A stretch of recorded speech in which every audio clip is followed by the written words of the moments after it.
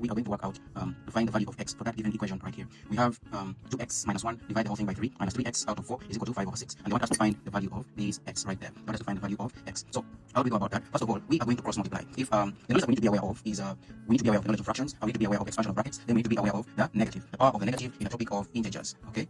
We need to be aware of that. And then also we need to be aware of cross multiplication. So after knowing that this is the knowledge that we want us to be aware of in this given topic of algebra, we want now to see how are we going to go about the next step. So the next step will be cross multiplication. As you can see, we shall multiply our 4 right here.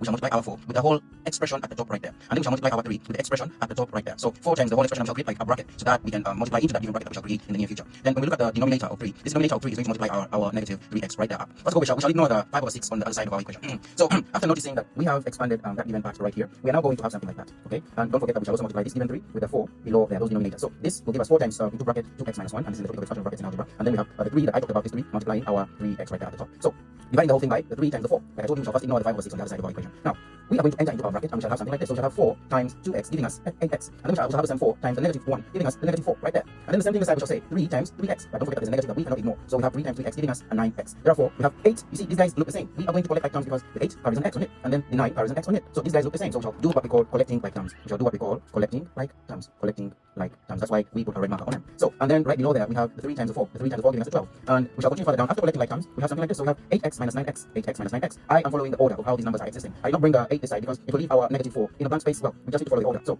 continuing further down, we see even down below we have negative 12. Remember I told you we shall first ignore this right here. Okay. So after doing that, we are going to look at the next part right there. So remember that we say the negative 8, sorry, the 8 and then minus 9x gives us a negative x. Okay. So this is the knowledge of integers. We must be aware that in case we have a negative number, like let me say 8x minus and then 9x, the 8 is smaller, but the 9 is bigger. So we have more negative. That's why we maintain negative x. Okay. So that's why we have the negative x right there, right here. So up next down there, remember we have our negative 4. Our negative 4 has been existing in this problem, so we can't ignore that. So our negative 4 stays there. Then right below, then we continue by cross multiplying. Now our guys decide that's when they come in. This is when they come in. So we shall multiply this 6 with the whole expression this side, and that will be like 6 into bracket negative x minus 4. And I multiply this 6 with everything inside the bracket, So the 6 times the negative x will give us a negative 6x, okay? And then the 6 times the negative 4 will give us a negative 24, okay? So therefore we shall have something like this. We shall have negative 6x and then a negative 24, and that is what you see in our given expression right here. So negative 6x minus 24, and then the same 12 will be multiplied by 5. So 5 times 12 or 12 times 5, which will give us a 60. So we remain with negative 6x and then minus 24. So we have this right here.